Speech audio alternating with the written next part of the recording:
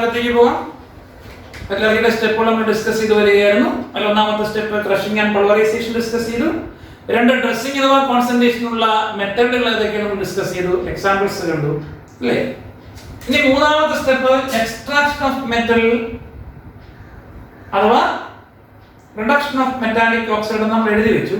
അതിന് മുന്നേ ഞാൻ പ്രിലിമിനറി ട്രീറ്റ്മെന്റ് എന്ന് പറഞ്ഞത് ഓർമ്മയുണ്ടോ? പ്രീ ട്രീറ്റ്മെന്റ് അങ്ങനെ ഓർത്തിരുന്നാലും മതി. അതായത് നമ്മൾ ഓർമ്മയൊക്കെ ഇപ്പൊ ശുദ്ധീകരിച്ചൊക്കെ വെച്ചു. പക്ഷെ ശുദ്ധീകരിച്ചപ്പോൾ ഞാൻ പറഞ്ഞു എല്ലാ ഇംപ്യൂരിറ്റീസും മാറിയിട്ടില്ല, മാറ്റാവുന്നതിന്റെ പരമാവധി മാറ്റി. ഓറിന്റെ കെമിസ്ട്രിയിൽ ഒന്നും സംഭവിച്ചില്ല, അത് അതുപോലെ ഇരിപ്പുണ്ട്. കാരണം അവിടെ കെമിക്കൽ മെത്തേഡ്സ് ഒന്നും അല്ല, ഫിസിക്കൽ മെത്തേഡാണ് ഉപയോഗിച്ചത്. അറ്റൈക്കാണ് ലീച്ചിങ് ഉപയോഗിച്ചത്. ഇത് കെമിക്കൽ മെത്തേഡാണ്. എക്സാമ്പിൾസ് പഠിക്കണം, ഇത് പഠിക്കണം. അപ്പൊ കിട്ടിയ ഓറിനെ നമ്മൾ റെഡ്യൂസ് ചെയ്യുന്നതിന് മുന്നേ എന്ത് ചെയ്യാൻ പോവാണ്? ഒരു പ്രാരംഭ ചികിത്സയ്ക്ക് വിധേയമാകാൻ പോവാണ്. എന്നിട്ടാണ് നമ്മൾ അതിനെ ചെയ്യുന്നത്. ഒന്ന് ഇന്റർവ്യൂ ഒക്കെ നടത്തിയ ആൾക്കാർ എടുക്കുന്ന പോലെ ആദ്യം ഒന്ന് പരിശോധിച്ചൊക്കെ നോക്കിയിട്ട് പിന്നെ ചെയ്യാം. അതുപോലെ ഇതിനെ ഒന്ന് പ്രിലിമിനറി ട്രീറ്റ്മെന്റ് വിധേയമാക്കാൻ പോവുകയാണ്. അതിന് രണ്ട് മാർഗങ്ങളാണ് ഉപയോഗിക്കുന്നത്, നിങ്ങൾ പഠിച്ചിട്ടുണ്ട്. ഒന്ന് റോസ്റ്റിംഗ്, രണ്ട് കാൽസിനേഷൻ.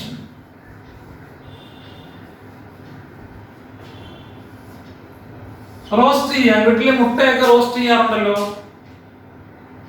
റോസ്റ്റ് ചെയ്യുന്ന മുട്ട അല്ലെങ്കിൽ ഇറച്ചിയൊക്കെ ചിലപ്പോൾ റോസ്റ്റ് ചെയ്തൊക്കെ കിട്ടാറുണ്ട്. അപ്പൊ ഇങ്ങനെ റോസ്റ്റ് ചെയ്യുമ്പോൾ ഈ സംഗതി എന്താ ചെയ്യുന്നത്?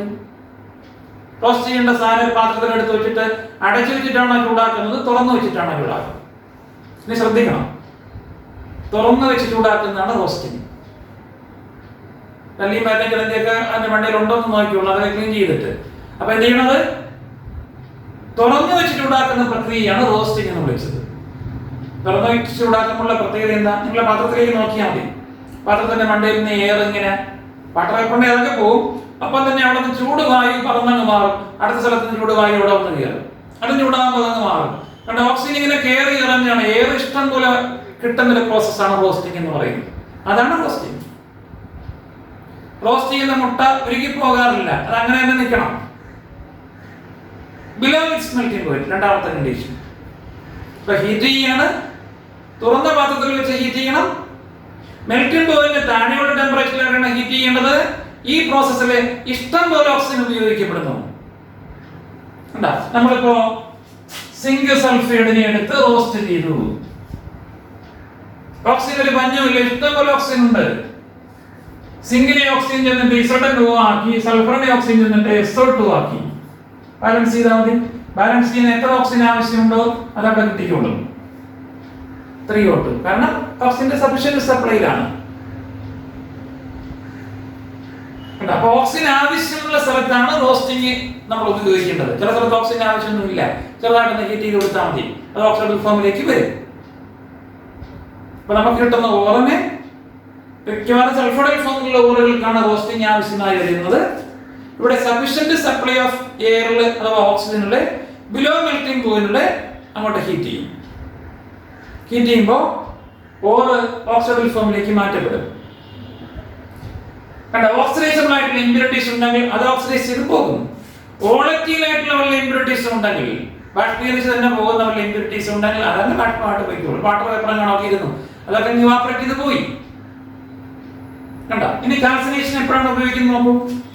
നമ്മുടെ ഓരോ സിങ്ക് കാർബണേറ്റ് ആയിരുന്നു വിചാരിക്കാം, ഇതിൽ ഓക്സിജൻ ആവശ്യമില്ലല്ലോ, ഇതിനെ ഹീറ്റ് ചെയ്താൽ പോലെ സിങ്ക് ഓക്സൈഡ് കാർബൺ ഡൈഓക്സൈഡ് പോയി. കണ്ട, ഇവിടെ ഓക്സിജൻ ഉപയോഗിക്കപ്പെടുന്നില്ല, അവിടെ ഓക്സിജൻ ഉപയോഗിക്കപ്പെടുന്നു. അതുകൊണ്ട് ഓക്സിജന്റെ സഫിഷ്യന്റ് സപ്ലൈ ഹീറ്റ് ചെയ്യുന്നു, ഇവിടെ ഓക്സിജൻ ലിമിറ്റഡ് സപ്ലൈ ഹീറ്റ് ചെയ്യുന്നു. ഇവിടെയും ബിലോ ദി മെൽറ്റിംഗ് പോയിന്റ്. കണ്ട, അപ്പൊ ഈ പ്രിലിമിനറി ട്രീറ്റ്മെന്റിനുള്ള അഡ്വാൻറ്റേജ് എന്താണ്? ഏത് ഫോമിലുള്ള ഓറാണെങ്കിലും ഓക്സിഡൈസ്ഡ് ഫോമിലേക്ക് മാറ്റപ്പെടുന്നു. ഓക്സിഡൈസ്ഡ് ആയിട്ടുള്ള ഇമ്പ്യൂരിറ്റീസ് ഉണ്ടെങ്കിൽ അത് ഓക്സിഡൈസ് ചെയ്ത് പോകുന്നു. എല്ലാം പോകണമെന്നില്ല, കുറെയൊക്കെ. വോളറ്റൈൽ ആയിട്ടുള്ള ഇമ്പ്യൂരിറ്റീസ് ഉണ്ടെങ്കിൽ അതും ബാഷ്പീകരിച്ചു പോകുന്നു. ഇപ്പൊ മിക്കവാറുള്ള ഓറൊക്കെ നമുക്ക് ഓക്സിഡൈസ്ഡ് ഫോമിലേക്ക് കിട്ടി. അപ്പൊ ഓക്സിഡൈസ്ഡ് ഫോമിലുള്ളതോ കാർബണേറ്റഡ് ഫോമിലുള്ളതോ ആണെങ്കിൽ കാൽസ്യം ചെയ്താൽ മതി. എന്നാൽ സൾഫൈഡ് ഫോമിലുള്ള ഓറാണെങ്കിൽ നമ്മൾ ചെയ്യേണ്ട പ്രിലിമിനറി ട്രീറ്റ്മെന്റ് ഏതാണ്? റോസ്റ്റിംഗ് ആണ്. മനസ്സിലായോ? അപ്പൊ എനിവേ നമുക്ക് എന്ത് കിട്ടിക്കഴിഞ്ഞു? ഓക്സിഡൈസ്ഡ് ഫോമിലുള്ള ഓറുകൾ കിട്ടിക്കഴിഞ്ഞു. കിട്ടിക്കഴിഞ്ഞാൽ നമുക്ക് മൂന്നാമത്തെ സ്റ്റെപ്പിലേക്ക് പോകാം. ഏതാണ് മൂന്നാമത്തെ സ്റ്റെപ്പ്? ഞാൻ പുസ്തകത്തിലെ വഴിയല്ല പഠിപ്പിക്കുന്നത്, ഞാൻ എന്റെ വഴിയെ പഠിപ്പിക്കുകയാണ്, എന്റെ ഓർഡറിൽ പോകാൻ. ഒന്നാമത്തെ സ്റ്റെപ്പ് ക്രഷിംഗ് ആൻഡ് പൾവറൈസേഷൻ കഴിഞ്ഞു. 2 നമ്മൾ അതിനെടുത്ത് ഡ്രസ് ചെയ്ത് വെച്ചു. 3ാമത്തെ സ്റ്റെപ്പ് നമുക്ക് ആ ഓറിനെ ഇനി മെറ്റലിനെ ഉണ്ടാക്കണം. അതിന് മുന്നേ ഈ കിട്ടിയ ഓറിനെ, വൃത്തിയാക്കി കിട്ടിയ ഓറിനെ ഒന്നും കൂടെ പരുവപ്പെടുത്തി ഓക്സിഡൈസിലേക്ക് കൊണ്ടുവന്നു. അതിന് റോസ്റ്റിങ്ങോ കാൽസിനേഷനോ ഏതാണോ സൂട്ടബിൾ ആയിട്ടുള്ളത് അത് ഉപയോഗിച്ചു. അവിടെ നമ്മൾ ശ്രദ്ധിക്കണം, എപ്പോഴാണ് റോസ്റ്റിംഗ്, എപ്പോഴാണ് കാൽസിനേഷൻ ഉപയോഗിക്കുന്നത്. സൾഫൈഡൽ ഫോമിലുള്ള ഓറാണെങ്കിൽ റോസ്റ്റിംഗ് ഉപയോഗിക്കണം. ഓക്സിജൻ അവിടെ ആവശ്യമാണ്. സൾഫറിനെ ഓക്സിഡൈസ് ചെയ്ത് കളഞ്ഞു, പിന്നെ മെറ്റലിനെ ഓക്സിഡൽ ഫോമിലേക്ക് കൊണ്ടുവന്നു. ഓക്സൈഡോ കാർബണേറ്റോ ഒക്കെ ആണെങ്കിൽ കാൽസിനേഷൻ മതി. ഓക്സൈഡ് ആൾറെഡി ഓക്സൈഡ് ഫോമിലാണ്, പിന്നെ വല്ല വോളറ്റൈൽ ഇമ്പ്യൂരിറ്റീസ് ഉണ്ടെങ്കിൽ പോകാൻ കാൽസ്യം ചെയ്തു. കാർബണേറ്റ് ആണെങ്കിൽ ഹീറ്റ് ചെയ്താൽ മതി, ഡീകമ്പോസ് ചെയ്യുമ്പോൾ തന്നെ അതെന്താകും, ഓക്സിഡൽ ഫോമിലേക്ക് വരും. അപ്പൊ ആ കേസിലേക്ക് കാൽസിനേഷൻ മതി. അപ്പൊ ഓക്സിജൻ ഉപയോഗിക്കപ്പെടുന്ന പ്രിലിമിനറി മെത്തേഡ് റോസ്റ്റിംഗ് ആണ്. ഓക്സിജൻ വേണ്ടാത്ത അല്ലെങ്കിൽ ലിമിറ്റഡ് ഉള്ളതിൽ മാത്രം വേണ്ടുന്ന മെത്തേഡ് ഏതാണ്, കാൽസിനേഷൻ. കിട്ടിയല്ലോ. ഇപ്പൊ എനിവേ നമ്മുടെ കയ്യിൽ ഓക്സിഡൽ ഫോമിലുള്ള ഓർ ഇരിക്കുകയാണ്. ഇനി അത് റെഡ്യൂസ് ചെയ്യാം. അതാണ് റിഡക്ഷൻ ഓഫ് മെറ്റാലിക് ഓക്സൈഡ് അഥവാ എക്സ്ട്രാക്ഷൻ ഓഫ് മെറ്റൽ എന്ന് വിളിച്ചത്. ഓക്സിഡൽ ഫോമിൽ ഇരിക്കുകയാണല്ലോ, അതിനെ റെഡ്യൂസ് ചെയ്യണമെങ്കിൽ റെഡ്യൂസിങ് ഏജന്റ് വേണം. ഏറ്റവും നല്ല റെഡ്യൂസർ നിങ്ങൾക്ക് അറിയാം, ഇലക്ട്രിസിറ്റി ആണ്. അത് ഉപയോഗിച്ച് റെഡ്യൂസ് ചെയ്യാം. സോഡിയം ആണ്, സോഡിയം ക്ലോറൈഡ് ആണ് നമ്മളെ ഇരിക്കുന്നത്. It is like an oxide. ഏറ്റവും നല്ല ഓക്സിഡൈസിങ് ഏജന്റ് ഫ്ലൂറിൻ ആണ്, 2ാം സ്ഥാനം ഓക്സിജൻ ആണ്, 3ാം സ്ഥാനം ക്ലോറിൻ ആണ്. അപ്പൊ സോഡിയം ക്ലോറൈഡ്, പൊട്ടാസ്യം ക്ലോറൈഡ് എന്നൊക്കെ പറഞ്ഞാൽ ഓക്സിജൻ ഇല്ലല്ലോ, ഇയാൾ ഓക്സൈഡ് എന്നാണല്ലോ പറഞ്ഞത് എന്നൊക്കെ പറഞ്ഞാൽ ഓടിക്കരുത്. ഇതൊരു ഓക്സൈഡ് ആണ്. അപ്പൊ ഇതിനെ റെഡ്യൂസ് ചെയ്യണം. നിങ്ങൾ പഠിച്ചിട്ടുണ്ട്, ഇലക്ട്രോളിസിസ് നടത്തിയാൽ മതി. സോഡിയം കാഥോഡിക്കട്ടെ, ക്ലോറിൻ ആനോഡിക്കട്ടെ, ഇലക്ട്രോളിസിസ്. അപ്പൊ പ്രൊഡക്ഷൻ ബൈ യൂസിങ് ഇലക്ട്രിസിറ്റി. അടുത്തത് ചിലപ്പോൾ അത്രയും ശക്തിയേറിയ റെഡ്യൂസിങ് ഏജന്റ് ഒന്നും വേണ്ട. ഇവിടെ ശക്തി കുറഞ്ഞ നിങ്ങൾ പഠിച്ചിട്ടുണ്ട്, ഫസ്റ്റ് ഇയറിൽ ആൽക്കലി മെറ്റൽസ് ആണ് സ്ട്രോങ് റെഡ്യൂസിങ് ഏജന്റ് എന്ന്. അവരെ വെച്ച് മറ്റ് എലമെന്റുകളുടെ കോമ്പൗണ്ടുകൾ റെഡ്യൂസ് ചെയ്യാം. യുറേനിയത്തിന്റെ ക്ലോറൈഡ്, യുറേനിയം ടെട്രാക്ലോറൈഡ് UCl4, അല്ലെങ്കിൽ ടൈറ്റാനിയം ടെട്രാക്ലോറൈഡ്,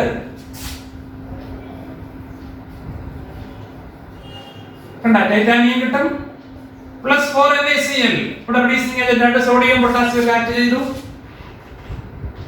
ഇനി അത്രയും വേണ്ട, അത്രയും സ്ട്രോങ് ആയിട്ടുള്ളത് വേണ്ട എങ്കിൽ 2ാം ഗ്രൂപ്പ് എലമെന്റുകളായ കാൽസ്യമോ മഗ്നീഷ്യമോ റെഡ്യൂസിങ് ഏജന്റ് ആയിട്ട് ഉപയോഗിക്കാം. അതും വേണ്ട, അലുമിനിയം റെഡ്യൂസിങ് ഏജന്റ് ആയിട്ട് ഉപയോഗിക്കാം. U2O3 യുറേനിയത്തിന്റെ oxide +2Al gives Al2O3 +2U uranium കിട്ടി. ഇങ്ങനെ അലുമിനിയം റെഡ്യൂസിങ് ഏജന്റ് ആയിട്ട് ഉപയോഗിച്ചാൽ ആ പ്രോസസ്സിനെ വിളിക്കും അലുമിനോതെർമി അല്ലെങ്കിൽ തെർമൈറ്റ് പ്രോസസ്. വേറൊരു പേരുമുണ്ട്, ഗോൾഡ് സ്കിമിഡിറ്റ്. പേര് കടത്തലാണെന്നേ ഉള്ളൂ. Thermite process. ഒരിക്കൽ പരീക്ഷയ്ക്ക് ചോദിച്ചു, what is reducing agent used in Goldschmidt thermite process എന്ന് മാത്രം. അലുമിനിയം ഒരു മാർക്ക് അവിടെ കിട്ടി. എൻട്രൻസിനാണെങ്കിൽ 4 മാർക്കും കിട്ടി. ഉണ്ടോ? ഇനി അലുമിനിയം വേണ്ടാത്ത കേസിൽ കാർബൺ അല്ലെങ്കിൽ കാർബൺ മോണോക്സൈഡ് റെഡ്യൂസിങ് ഏജന്റ് ആയിട്ട് ഉപയോഗിക്കാം, അല്ലെങ്കിൽ വാട്ടർ ഗ്യാസ് റെഡ്യൂസിങ് ഏജന്റ് ആയിട്ട് ഉപയോഗിക്കാം. കാർബൺ മോണോക്സൈഡും ഹൈഡ്രജനും കൂടി ചേർന്ന് വാട്ടർ ഗ്യാസ് റെഡ്യൂസിങ് ഏജന്റ് ആയിട്ട് ഉപയോഗിക്കാം. അപ്പോഴേ ഏത് റെഡ്യൂസിങ് ഏജന്റ് ഉപയോഗിക്കും ഇതിനെ എങ്ങനെ അറിയും? അതിനാണ് പണ്ട് ഇലക്ട്രോകെമിക്കൽ സീരീസ് പഠിച്ചു വെച്ചത്. ഇലക്ട്രോകെമിക്കൽ സീരീസിലെ ഏറ്റവും കൂടിയ നെഗറ്റീവ് പൊട്ടൻഷ്യൽ ഉള്ള എലമെന്റുകൾ സോഡിയം പൊട്ടാസ്യം ഒക്കെ ആയിരുന്നു. അവരുടെ കോമ്പൗണ്ടുകൾ വളരെ സ്ട്രോങ് ആണ്. അപ്പൊ വളരെ സ്ട്രോങ് ആയിട്ടുള്ള കോമ്പൗണ്ടുകൾ റെഡ്യൂസ് ചെയ്യണമെങ്കിൽ വളരെ സ്ട്രോങ് ആയിട്ടുള്ള റെഡ്യൂസിങ് ഏജന്റ് വേണം. നെഗറ്റീവ് വാല്യൂ കുറയും തോറും കോമ്പൗണ്ടുകളുടെ സ്റ്റെബിലിറ്റിയും കുറയും, അവരുണ്ടാക്കും. അപ്പൊ റെഡ്യൂസിങ് ഏജന്റും മാറ്റി നമുക്ക് ഉപയോഗിക്കാം. അപ്പൊ ഇലക്ട്രോകെമിക്കൽ സീരീസ് നോക്കിയിട്ട് പിന്നെ നമുക്ക് ഡയഗ്രാം ഗ്രാഫ് പഠിക്കാനുണ്ട്. അതിന്റെ തെർമോഡൈനാമിക് ആസ്പെക്റ്റുകൾ നോക്കിയിട്ട് നമുക്ക് ഏത് കോമ്പൗണ്ടിനെ റെഡ്യൂസ് ചെയ്യാൻ ഏത് റെഡ്യൂസിങ് ഏജന്റ് ഉപയോഗിക്കണമെന്ന് തീരുമാനിക്കും. അയണൊക്കെ റെഡ്യൂസിങ് ഏജന്റ് ആയിട്ട് നിങ്ങൾ ബ്ലാസ്റ്റ് ഫർണസ് ഒക്കെ പഠിച്ചാണ്. അയണൊക്കെ എക്സ്ട്രാക്ട് ചെയ്യുമ്പോഴത്തേക്ക് അവിടെ റെഡ്യൂസിങ് ഏജന്റ് ആയിട്ട് ഉപയോഗിക്കുന്ന കോക്കാണ്, കാർബൺ ആണ്, അല്ലെങ്കിൽ കാർബൺ മോണോക്സൈഡ് ഉപയോഗിച്ചാൽ മതി. ഇനി സിങ്കിന്റെ കേസ് വരുമ്പോൾ അവിടെ എന്ത് മതിയാകും, കോപ്പറിന്റെ കേസിൽ വരുമ്പോൾ അവിടെ റെഡ്യൂസിങ് ഏജന്റ് പോലും വേണ്ട, അവർ സ്വന്തമായിട്ടുള്ള ഓക്സിഡേഷൻ റിഡക്ഷൻ ഒക്കെ തീരുമാനിക്കുന്നു. കുറെ കൂടെ ഇലക്ട്രോണിക് സീരീസ് താഴോട്ട് വന്നു കുറച്ചുകൂടെ പോസിറ്റീവ് വാല്യൂ ആയി ഗോൾഡൻ പ്ലാറ്റിനം ഒക്കെ എത്തിക്കഴിഞ്ഞാലോ അവർക്ക് കോമ്പൗണ്ടേ ഇല്ല, ആകെപ്പാടെ ആ ലീച്ചിങ് മാത്രം നടത്തിയാൽ മതി, നമുക്ക് ശുദ്ധമായ മെറ്റൽ കിട്ടും. ഇതാണ് മൂന്നാമത്തെ സ്റ്റെപ്പ്. ഇത്തിരി കടുത്തു പോയോ എന്ന് എനിക്ക് സംശയമുണ്ട്, അതുകൊണ്ട് ഒന്നുകൂടെ കേട്ടോളൂ. അപ്പൊ നമ്മൾ ഡ്രസ് ചെയ്ത് വെച്ച ഓറിനെ ഓറെപ്പോഴും ഓറ് തന്നെയാണ്, അതിന് ഇമ്പ്യൂരിറ്റീസ് എന്നേ ഉള്ളൂ. ഓറ് എന്ന് വെച്ചാൽ കോമ്പൗണ്ട് ആയിട്ടിരിക്കുകയാണ്. അതിനെ നമുക്ക് ഇനി വേറെ ഏതെങ്കിലും രൂപത്തിലാണ് എങ്കിൽ അതിനെ ഒന്ന് ഓക്സൈഡ് ആക്കി കൊണ്ടുവരണം. അതിന് വേണ്ടി ഒരു പ്രാരംഭ ചികിത്സ നടത്തും. ആ പ്രാരംഭ ചികിത്സാ രീതികളാണ് ഒന്ന് റോസ്റ്റിങ്ങും രണ്ടാമത്തത് കാൽസിനേഷൻ. റോസ്റ്റിംഗിലാണെങ്കിൽ ഓക്സിജൻ ഉപയോഗിക്കപ്പെടും, കാൽസിനേഷൻ ആണെങ്കിൽ ഓക്സിജന്റെ ആവശ്യമില്ല. സൾഫൈഡൽ ഫോമിലുള്ള ഓറുകൾക്കാണ് റോസ്റ്റിംഗ് സാധാരണ ഉപയോഗിക്കുന്നത്.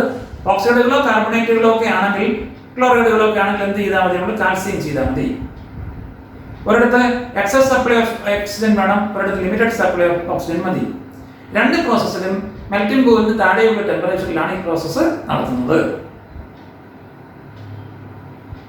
അല്ലേ. അങ്ങനെ നമുക്ക് ഏത് ഫോമിലുള്ള ഓറാണെങ്കിലും ഇപ്പൊ അത് ഓക്സൈഡിന്റെ ഫോമിലായി കഴിഞ്ഞാൽ ആ ഓക്സിജനെ റിമൂവ് ചെയ്ത് ഓക്സൈഡിനെ റെഡ്യൂസ് ചെയ്ത് മെറ്റലിനെ എക്സ്ട്രാക്ട് ചെയ്യുന്നതിന് സൂട്ടബിൾ ആയിട്ടുള്ള റെഡ്യൂസിംഗ് ഏജന്റുകൾ ഉപയോഗിക്കണം. ആ റെഡ്യൂസിംഗ് ഏജന്റുകളെ തീരുമാനിക്കുന്നത് ആ മെറ്റലിന്റെ കപ്പാസിറ്റി നോക്കിയിട്ടാണ്, അഥവാ കോമ്പൗണ്ടിന്റെ സ്റ്റെബിലിറ്റി നോക്കിയിട്ടാണ്. ഏത് റെഡ്യൂസിംഗ് ഏജന്റ് ഉപയോഗിച്ചാൽ അവിടെ റിഡക്ഷൻ ഫീസിബിൾ ആകും. ഫസ്റ്റ് ഇയറിലെ തെർമോഡൈനാമിക്സ് ആലോചിച്ച് നോക്കൂ. ഡെൽറ്റ ജി നെഗറ്റീവ് ആകണം, ഡെൽറ്റ എസ് പോസിറ്റീവ് ആകണം, അല്ലെങ്കിൽ തെർമോഡൈനാമിക് പ്രിൻസിപ്പിൾ. അപ്പൊ ഏത് ടെമ്പറേച്ചർ ഉപയോഗിക്കണം, ഈ റെഡ്യൂസിംഗ് ഏജന്റ് ഉപയോഗിച്ചാൽ ഏത് ടെമ്പറേച്ചറിലാണ് റിഡക്ഷൻ പോസിബിൾ ആകുന്നത് എന്ന് തെർമോഡൈനാമിക് പ്രിൻസിപ്പിൾ അപ്ലൈ ചെയ്ത് നമ്മൾ മനസ്സിലാക്കിയിട്ട് നമ്മുടെ സൂട്ടബിൾ ആയിട്ടുള്ള റെഡ്യൂസിംഗ് ഏജന്റുകൾ ഉപയോഗിക്കും. ഏറ്റവും സ്ട്രോങ് ആയിട്ടുള്ള മെറ്റൽസ് ആണെങ്കിൽ അവരുടെ കോമ്പൗണ്ടുകൾ വളരെ സ്ട്രോങ് ആയിരിക്കും. അപ്പോൾ ഹൈ ടെമ്പറേച്ചർ വേണ്ടി വരും, ഡെൽറ്റ ജി നെഗറ്റീവ് ആകണമെങ്കിൽ. അതുപോലെ തന്നെ ഇലക്ട്രിസിറ്റി വേണ്ടി വരും അവരെ റെഡ്യൂസ് ചെയ്യാനായിട്ട്. കുറച്ചുകൂടെ നെഗറ്റീവ് പൊട്ടൻഷ്യൽ കുറഞ്ഞ മെറ്റലാകുമ്പോൾ അവരുടെ കോമ്പൗണ്ടുകൾക്ക് കുറച്ചുകൂടെ സ്റ്റെബിലിറ്റി കുറവായിരിക്കും.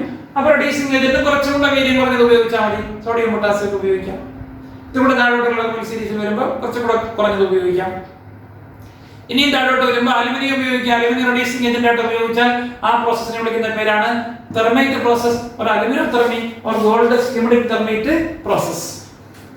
ഇനി അത്രയും ശക്തിയേറിയ റെഡ്യൂസിംഗ് ഏജന്റ് വേണ്ടാത്ത കേസിൽ അയണ്, സിങ്ക് ഇങ്ങനെയൊക്കെയുള്ള എലമെന്റുകളാണെങ്കിൽ നമുക്ക് കാർബൺ മോണോക്സൈഡോ അല്ലെങ്കിൽ വാട്ടർ ഗ്യാസോ റെഡ്യൂസിംഗ് ഏജന്റ് ആയിട്ട് ഉപയോഗിക്കാം.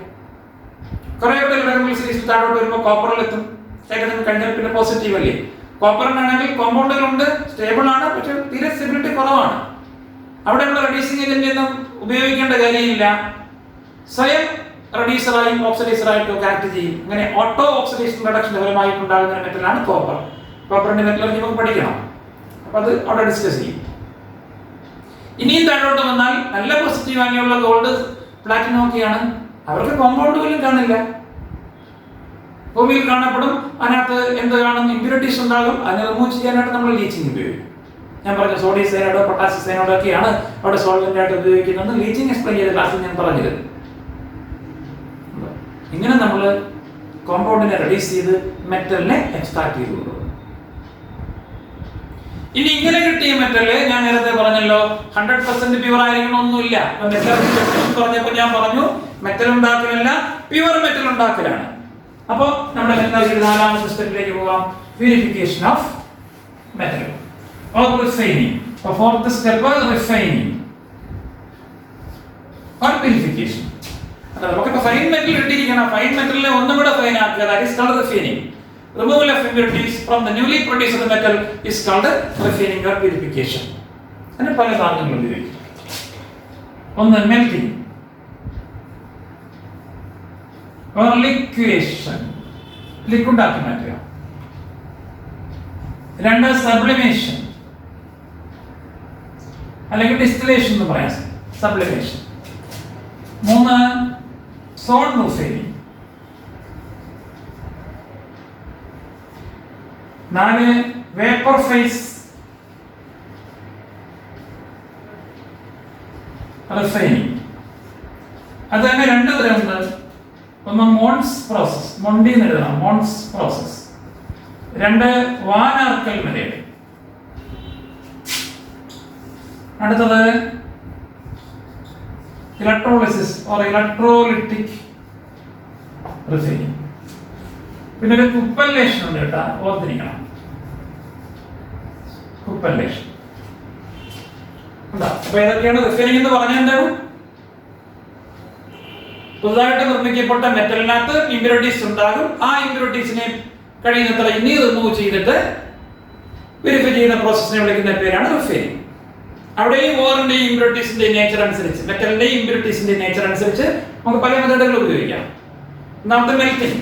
മെൽറ്റിംഗിന്റെ വേറൊരു പേരാണ് എന്ത്? ലിക്വേഷൻ. ലിക്വിഡ് ആക്കി മാറ്റി പ്യൂരിഫൈ ചെയ്യുന്നതായതുകൊണ്ടാണ് അതിനെ ലിക്വേഷൻ എന്ന് വിളിക്കുന്നത്. അടുത്തോ, എന്താണ് ലിക്വേഷൻ? മെൽറ്റിംഗ് പോയിന്റ് കുറഞ്ഞ മെറ്റൽസിന്റെ പ്യൂരിഫിക്കേഷൻ ആണ് ലിക്വേഷൻ ഉപയോഗിക്കുന്നത്. ഇപ്പൊ ടിന്ന്, ലെഡ്, മെർക്കുറി ഇതിനൊക്കെ മെൽറ്റിംഗ് പോയിന്റ് തീരെ കുറവാണ്. അപ്പൊ അതിനകത്ത് വല്ല ഇമ്പ്യൂരിറ്റീസ് ഉണ്ടെങ്കിൽ ഒരു ചരിഞ്ഞ പ്രതലത്തിൽ വെച്ച് തന്നെ അങ്ങോട്ട് ഹീറ്റ് ചെയ്യും. മെൽറ്റിംഗ് പോയിന്റ് കുറഞ്ഞ മെറ്റൽ മുമ്പേ വരും, മുമ്പേ ഒഴുകി വരും, ഇമ്പ്യൂരിറ്റി പിറകെ വരും. അങ്ങനെ മെറ്റലിനെയും ഇമ്പ്യൂരിറ്റീസിനെയും കൂടെ സെപ്പറേറ്റ് ചെയ്യുന്ന പ്രോസസ്സിനെ വിളിക്കുന്ന പേരാണ് മെൽറ്റിംഗ് ഓർ ലിക്വേഷൻ. ഓർത്തിരിക്കണം, കണ്ടീഷൻ എന്താണ്? മെറ്റലിന്റെ മെൽറ്റിംഗ് പോയിന്റ് കുറവ്, ഒരു ചരിഞ്ഞ പ്രതലത്തിൽ വെച്ച് ഹീറ്റ് ചെയ്യും. മെൽറ്റിംഗ് പോയിന്റ് കുറഞ്ഞവൻ മുമ്പേ ഉരുകി ഇനി താഴോട്ട് വരും. പ്യുവർ മെറ്റൽ കിട്ടി പിറകെ ഇമ്പ്യൂരിറ്റി വരും. അങ്ങനെ ഇമ്പ്യൂരിറ്റീസിനെയും മെറ്റൽസിനെയും കൂടെ സെപ്പറേറ്റ് ചെയ്യുന്ന പ്രോസസ്സിനെ വിളിക്കുന്ന പേരാണ് മെൽറ്റിംഗ് ഓർ ലിക്വേഷൻ. അടുത്ത സബ്ലിമേഷൻ. ബോയിലിംഗ് പോയിന്റ് കുറഞ്ഞെങ്കിൽ, ഞാൻ സബ്ലിമേഷൻ എന്ന് പറഞ്ഞു അല്ലേ? അപ്പൊ ബോയിലിംഗ് പോയിന്റ് കുറഞ്ഞ ഡിസ്റ്റിലേഷൻ എന്ന് വേണമെങ്കിൽ പറയാം. മെറ്റൽസിന് ബോയിലിംഗ് പോയിന്റ് കുറവാണെങ്കിൽ ഇമ്പ്യൂരിറ്റീസിനെ സെപ്പറേറ്റ് ചെയ്യാൻ ഉപയോഗിക്കുന്ന മെത്തേഡാണ് സബ്ലിമേഷൻ. ഹീറ്റ് ചെയ്യുമ്പോൾ ബോയിലിംഗ് പോയിന്റ് കുറഞ്ഞ മെറ്റലിന്റെ വേപ്പർ ഇവാപ്പറേറ്റ് ചെയ്ത് വരും. ആ വേപ്പറിനെ ശേഖരിച്ച് കളക്ട് ചെയ്ത് കണ്ടൻസ് ചെയ്യുമ്പോൾ പ്യുവർ മെറ്റൽ കിട്ടും, ഇമ്പ്യൂരിറ്റി അവിടെ ഇരിക്കും. മെർക്കുറി, സിങ്ക് ഇതിനൊക്കെ പ്യൂരിഫൈ ചെയ്യാനായിട്ട് നമുക്ക് സബ്ലിമേഷൻ ഉപയോഗിക്കാം. ഓക്കെ, ഇടയ്ക്ക് കുപ്പല്ലേഷൻ എന്ന് പറഞ്ഞോട്ടെ, പിന്നെ ഞാൻ മറന്നുപോകും. സിൽവറിന്റെ പ്യൂരിഫിക്കേഷന് പണ്ട് കാലങ്ങളിൽ ഉപയോഗിച്ചിരുന്ന ഒരു മെത്തേഡാണ് കുപ്പല്ലേഷൻ. എൻട്രൻസിനൊക്കെ ചോദിക്കും. കുപ്പൽസ് എന്ന് പറഞ്ഞാൽ, കുപ്പലല്ല കുപ്പൽ. കുപ്പൽ എന്ന് പറഞ്ഞാല് ഈ കൂജയുണ്ടല്ലോ, വെള്ളം ഒഴിച്ച് വയ്ക്കുന്ന കൂജ, സോളോ വെസൽ, ആഴം കൂടിയ വെസലാണ്. Made of bone ash. Bone ash വെച്ച് നിർമ്മിച്ചിരിക്കുന്ന ആഴം കൂടിയ വെസൽസ് ആണ് കുപ്പൽസ് എന്ന് പറയുന്നത്. മോൾട്ടൺ സിൽവറിനെ അതിനകത്ത് ഒഴിച്ചിരിക്കും. അപ്പൊ അതിനകത്ത് ഏതെങ്കിലും ഇമ്പ്യൂരിറ്റീസ് ഉണ്ടെങ്കിൽ ആ ഇമ്പ്യൂരിറ്റീസിനെ ഈ ബോണാഷിനകത്തുള്ള റെഡ്യൂസിങ് ഏജന്റുകൾ റെഡ്യൂസ് ചെയ്താൽ കളയാം. കുറെ ദിവസം കഴിയുമ്പോൾ പ്യുവർ സിൽവർ കിട്ടും. പക്ഷെ ഇപ്പൊ ആ മെത്തേഡ് ഉപയോഗിക്കുന്നില്ല. ഇപ്പൊ കോപ്പർ, സിൽവർ ഒക്കെ പ്യൂരിഫൈ ചെയ്യാൻ ഇലക്ട്രോലിറ്റിക് മെത്തേഡാണ് ഉപയോഗിക്കുന്നത്. മനസ്സിലായോ? അപ്പോ മെൽറ്റിംഗ് ഓർ ലിക്വേഷൻ, രണ്ടാമത്തെ സബ്ലിമേഷൻ ഓർ ഡിസ്റ്റിലേഷൻ, മൂന്നാമത്തെ മെത്തേഡ് ഞാൻ പറഞ്ഞു കുപ്പല്ലേഷൻ. അടുത്ത നാലാമത്തെ മെത്തേഡ് സോൺ റിഫൈനിങ്. ഭയങ്കര പ്യൂരിറ്റി ഉള്ള സെമി കണ്ടക്ടിങ് മെറ്റീരിയൽസിന്റെ നിർമ്മാണത്തിനാണ് ഈ സോൺ റിഫൈനിങ് ഉപയോഗിക്കുന്നത്. ഒരു സോണിലുള്ള ഇമ്പ്യൂരിറ്റിയെ മെൽറ്റ് ചെയ്ത് മറ്റേ സോണിൽ കൊണ്ട് കളയുന്ന പ്രോസസ് ആയതുകൊണ്ടാണ് ഇതിനെ സോൺ റിഫൈനിങ് എന്ന് വിളിക്കുന്നത്. പ്യൂരിഫൈ ചെയ്യേണ്ട മെറ്റലിനെ ഒരു റോഡിന്റെ രൂപത്തിൽ എടുക്കണം. എന്നിട്ട് അതിനകത്ത് സർക്കുലർ ബർണർ ഘടിപ്പിക്കണം. ഗ്യാസ് ഇതിലെ കൂടെ കയറ്റി വിട്ട് ഒരു സർക്കുലർ ബർണറാണ് ഇതിങ്ങനെ കത്തും. കത്തുമ്പോൾ നടക്കൊണ്ടിരിക്കുകയാണ് ഈ റോഡിന്റെ അറ്റം. എല്ലാ സൈഡിലും ഒരുപോലെ ടെമ്പറേച്ചർ കിട്ടിയത് അങ്ങോട്ട് ഉരുകും. ഉരുകി ഇമ്പ്യൂരിറ്റീസ് വെളിഭാഗത്ത് വരും. അതിന് മെൽറ്റിംഗ് പോയിന്റ് കുറവായിരിക്കും. മെൽറ്റിംഗ് പോയിന്റ് കൂടിയ ഓറ് സെൻട്രലൈസ് ചെയ്ത് കോൺസെൻട്രേറ്റ് ചെയ്യും. അങ്ങനെ ഇവിടെ ഏകദേശം ഉരുകിയെന്നും മനസ്സിലാകുമ്പോൾ നമ്മൾ അടുത്ത പോയിന്റിലേക്ക് മാറ്റണം. ഇങ്ങനെ മാറ്റി മാറ്റി മാറ്റി മാറ്റി അങ്ങേയറ്റം വരെ കൊണ്ടുപോകണം. എന്നിട്ട് ഫ്ലെയിം അങ്ങ് എടുത്ത് മാറ്റുമ്പോൾ ആ മെൽറ്റ് ചെയ്ത മെൽറ്റ് അവിടെ അങ്ങ് വീഴും. അത് ഇമ്പ്യൂരിറ്റി ആയി. ഈ പ്രോസസ്സ് പല പ്രാവശ്യം റിപ്പീറ്റ് ചെയ്താണ് നമ്മൾ 7% പ്യൂരിറ്റി ഉള്ള സെമി കണ്ടക്ടിങ് മെറ്റീരിയൽസ് ഉണ്ടാക്കുന്നത്. അപ്പൊ ഇമ്പ്യൂരിറ്റീസിന് മെൽറ്റിംഗ് പോയിന്റ് കുറവ് അല്ലേ, ഓറിന്റെ കോൺസെൻട്രേഷൻ കൂടുതലായിരിക്കും. അങ്ങനെ ഒരു എൻഡിൽ നിന്നും ഇമ്പ്യൂരിറ്റിയെ മറ്റൊരു എൻഡിലേക്ക് കൊണ്ട് ചെയ്ത് കളയുന്ന പ്രോസസ്സിനെ വിളിക്കുന്ന പേരാണ് എന്ത്?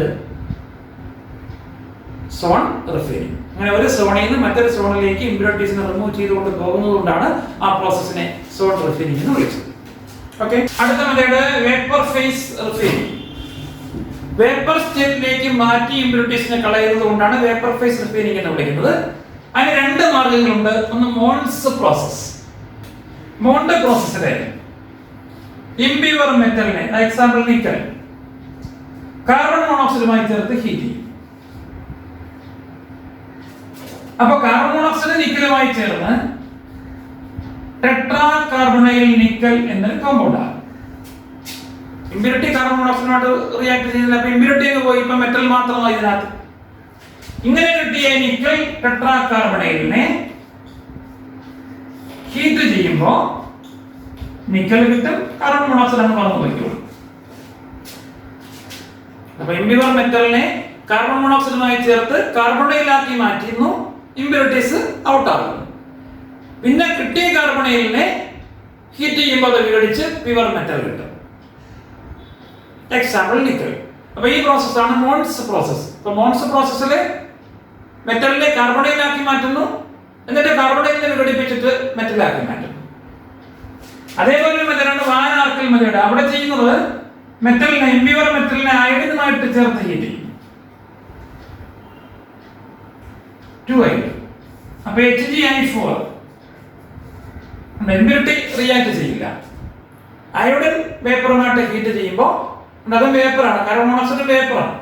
അതാണ് വേപ്പർ ഫേസ് മെത്തേഡ് എന്ന് പറയുന്നത്. മെറ്റൽ മാത്രം അയോഡിനുമായിട്ട് ചേർന്ന് അയോഡൈഡ് ആയിട്ട് മാറും, ഇമ്പ്യൂരിറ്റി റിമൂവൽ ആയി. ഇനി കിട്ടുന്ന ആ അയോഡൈഡിനെ ഹീറ്റ് ചെയ്യുമ്പോൾ നല്ലോണം ഹീറ്റ് ചെയ്യണം. ഹീറ്റ് ചെയ്യുമ്പോൾ വിഘടിച്ച് പ്യുവർ മെറ്റലിന് കിട്ടും. അയോഡിൻ ഇവാപറേറ്റ് ചെയ്ത് പോകും. ഇതാണ് vapour face repeat. Last electrolytic refining. ഞാൻ നേരത്തെ പറഞ്ഞു കോപ്പർ സിൽവർ ഒക്കെ ഈ മെത്തേഡ് വഴിയാണ് പ്യൂരിഫൈ ചെയ്യുന്നത്. ഇപ്പോഴും സിൽവർ പ്യൂരിഫൈ ചെയ്യാൻ ഉപയോഗിച്ച ഏൻഷ്യന്റ് മെത്തേഡാണ് ട്രിപ്പലേഷൻ. ഇവിടെ ചെയ്യേണ്ടത് ഇമ്പ്യൂർ മെറ്റലിന്റെ വലിയ പീസ് എടുത്ത് ആനോഡായിട്ട് വയ്ക്കണം. അതേ മെറ്റലിന്റെ തന്നെ ഒരു നേർത്ത സ്ട്രിപ്പ് എടുത്ത് കാഥോഡായിട്ട് വയ്ക്കണം. എന്നിട്ട് അതേ മെറ്റലിന്റെ തന്നെ ഒരു സൊല്യൂഷൻ ഇലക്ട്രോലൈറ്റ് ആയിട്ട് വയ്ക്കണം. Impure copper anode, pure copper cathode, copper sulphate solution electrolyte. Electrolysis അടുത്ത കറണ്ട് കടത്തി വിടുക. അപ്പൊ ആനോഡ് അറിയാൻ ഓക്സിഡൈസ് Cu2+ ആയിട്ട് മാറി ഇവിടെ വരെ അത് കാഥോഡിന് ഡിപ്പോസിറ്റ് ചെയ്യും. ഇതിനകത്തുള്ള അഴുക്കെല്ലാം ഈ വെള്ളത്തിലേക്ക് പൊയ്ക്കൊണ്ടിരിക്കും, കോപ്പർ സൾഫേറ്റ് സൊല്യൂഷനിലേക്ക് പൊയ്ക്കൊണ്ടിരിക്കും. കുറെ കഴിയുമ്പോൾ അത് കറകറായി മഡായി മാറും. അപ്പൊ നമ്മൾ അതിനെ ആനോഡ് മഡ് എന്ന് വിളിക്കും. ഇനി പ്രോസസ് അങ്ങോട്ട് പ്രൊസീഡ് ചെയ്യുന്നതിനനുസരിച്ച് ആനോഡിന്റെ കനം ഇങ്ങനെ കുറഞ്ഞു വരികയും കാഥോഡിൽ അവിടെ ചെന്ന് കോപ്പർ ഡിപ്പോസിറ്റ് ചെയ്യുന്നതിന്റെ ഫലമായിട്ട് അവിടെ കനം കൂടി കൂടി വരികയും ചെയ്യും. അങ്ങനെ നമുക്ക് നല്ല പ്യൂരിറ്റിയുള്ള കോപ്പർ നിർമ്മിച്ചെടുക്കാം. സിൽവർ ഇതുപോലെ തന്നെ നിർമ്മിച്ചെടുക്കും. ഇതാണ് ഇലക്ട്രോലൈറ്റിക് റിഫൈനിങ്. ഇലക്ട്രോലൈറ്റിക് റിഫൈനിങ്ങിൽ impure metal anode, pure metal cathode, ആ മെറ്റലിന്റെ തന്നെ ഇലക്ട്രോലൈറ്റിക് സൊല്യൂഷൻ. ഇലക്ട്രോളിസിന് ഉദയമാകുമ്പോൾ ആനോഡ് ഓക്സിഡേഷൻ ഉദയമാകുന്നു. അങ്ങനെ ഉണ്ടാകുന്ന അയോണുകൾ പ്രൊഡക്ഷൻ ഉദയമായി കാഥോഡിൽ നിന്ന് ഡിപ്പോസിറ്റ് ചെയ്യപ്പെടുന്നു. ഇമ്പ്യൂരിറ്റീസ് ആനോഡ് മഡ് ആയിട്ട് ആ ഇലക്ട്രോലൈറ്റിക് സെല്ലിൽ റിമെയിൻ ചെയ്യും. ഡിയോ. അപ്പൊ ഇത്രയുമാണ് റിഫൈനിങ്ങിന്റെ മെത്തേഡുകൾ. ഓക്കെ, അപ്പൊ ശരി, നമുക്ക് ഇനി അടുത്ത ക്ലാസ്സിൽ കാണാം. അപ്പൊ ആകെ ചാപ്റ്ററിന്റെ തുക കഴിഞ്ഞു. ഇനി ഇതിനകത്തുള്ള കാര്യങ്ങളും അഡീഷണൽ ആയിട്ട് നമുക്ക് പഠിക്കാനുണ്ട്. നമ്മൾ റെഡ്യൂസിങ് ഏജന്റിനെ എങ്ങനെ തിരഞ്ഞെടുക്കുന്നു, അതുമായി ബന്ധപ്പെട്ട ഗ്രാഫ് പഠിക്കാനുണ്ട്. പിന്നെ അയണിന്റെ എക്സ്ട്രാക്ഷൻ, കോപ്പറിന്റെ എക്സ്ട്രാക്ഷൻ, സിങ്കിന്റെ എക്സ്ട്രാക്ഷൻ, പിന്നെ നമ്മൾ ലീച്ചിങ് പഠിച്ചവരുടെ എക്സാമ്പിൾ പഠിക്കാനുണ്ടെന്ന് പറഞ്ഞാൽ അലുമിനിയത്തിന്റെയും അതുപോലെ തന്നെ ഗോൾഡിന്റെ ഒക്കെ പഠിക്കാനുണ്ടെന്ന് പറഞ്ഞല്ലോ, അതുകൊണ്ട് പഠിക്കണം. നോട്ട്സ് ഒക്കെ എടുത്ത് പഠിച്ചു വെക്കണം. ഇൻട്രാക്ഷൻ ക്ലാസ്സിൽ എനിക്ക് മണിമണിയായിട്ട് കാര്യങ്ങൾ പറഞ്ഞിരുന്നു. എക്സാമ്പിൾസ് ഞാൻ പറഞ്ഞത് കൂടാതെയുള്ള എക്സാമ്പിൾസ് കണ്ടെത്തണം, ഓരോ ഘട്ടങ്ങളിലും ഉള്ളത്. അതുപോലെ തന്നെ ഒരു ചാർട്ട് ഞാൻ വരച്ചു വയ്ക്കാൻ പറഞ്ഞു, ഓറം മിനറൽസും ഒക്കെ ഉള്ളത്, ടെക്സ്റ്റ് ഉള്ളത് അതേപടി കോപ്പി ചെയ്ത് ഫോർമുല സഹിതം എനിക്ക് പറഞ്ഞിരുന്നു ഞാൻ ചോദിക്കുമ്പോൾ. ഓക്കെ.